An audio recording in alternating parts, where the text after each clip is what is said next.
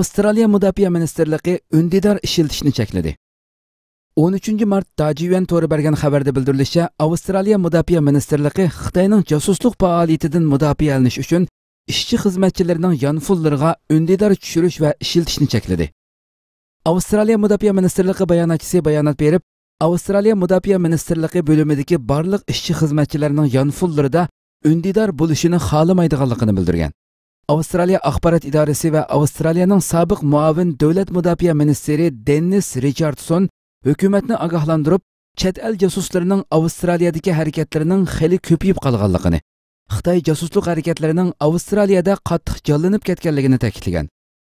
Avstraliya doiralari bilan zich aloqasi bor bo'lgan ismini oshkorlashni xohlamagan bir kishi undidorning kuchlik uchur to'plash va kuzatish iqtidorining borligini bildirgan. Hindistonda chiqadigan tez pochta gazeti xabarida bildirilishicha, Hindiston hukumati o'tgan yili undidorda Xitoy o'rnatgan jasuslik detali borligidan andisha qilib, undidor ishiltishni cheklaganligi qayd qilindi. Xitoyning bir balvoq bir yo'l savdo planini Yevropa ellari rad qildi. 13 mart 2:40 to'g'ri bergan xabarda bildirilishicha, Xitoy o'ttirg'i qo'ygan bir balvoq bir yo'l savdo plani bir qism Yevropa ellari tomonidan rad qilindi. Xabarda Sharqiy Yevropa va Osiyodagi davlatlardan bo'lib 80 necha davlatning Xitoy o'ttirg'i qo'ygan bir balvoq bir yo'l savdo planiga qo'shilganligini bildirib, imzo qo'yganligi. Xitoy navbatda Italiya, Gollandiya qatorliq davlatlarni qo'l qo'yishga da'vat qilgan bo'lsa-mu, biroq qo'l qo'ymaganligi.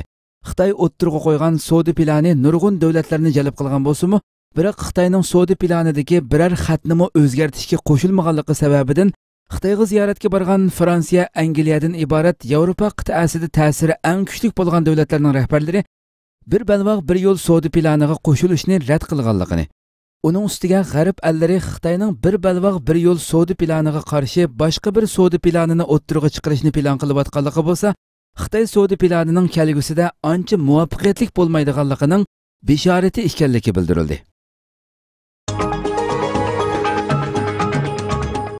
Estoniya Rossiyaga ultimatum topshirdi.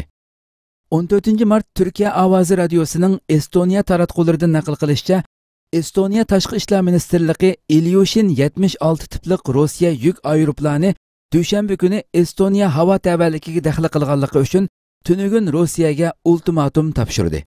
Estoniya armiyasi Rossiya yuk aeroplanining Baltiq dengizidagi Vaentlu oralig'i yaqin joyda havo tavalligiga daxl qilganligini, chegara belgilamasiga xiloflik qilish qilmishining 1 minutdak davomlashganligini, aeroplanning radar qubullag'uchining ochiq bo'lishiga qaramay, Estoniya doiralari bilan aloqa o'rnatmaganligini xabar qildi.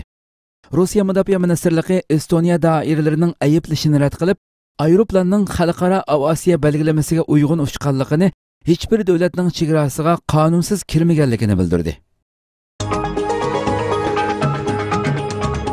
Afrinda bartaraf qilingan terrorchi soni 3444 ga yetdi.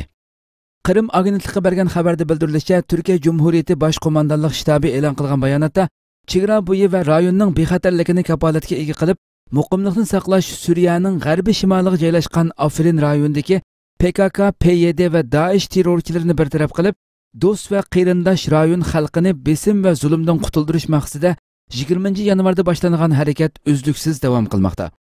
Bugun Afrinning markaziy turk askarlari tomonidan to'liq qurshovga elindi. Zaytun shahri harbiy harakati boshlangan 20 yanvardan buyon bartaraf qilingan terrorchi sonining 3444 ga yetganligi bildirildi. Bayonotda yana Afrinda elib berilayotgan harbiy harakatda bugun bir turk askarining shahid bo'lganligi bildirildi. Shunda qilib Turkiya armiyasi bu yil 20 yanvardan boshlab elib berayotgan Zaytun shahri harbiy harakatida hozirgacha 44 turk askari shahid bo'ldi.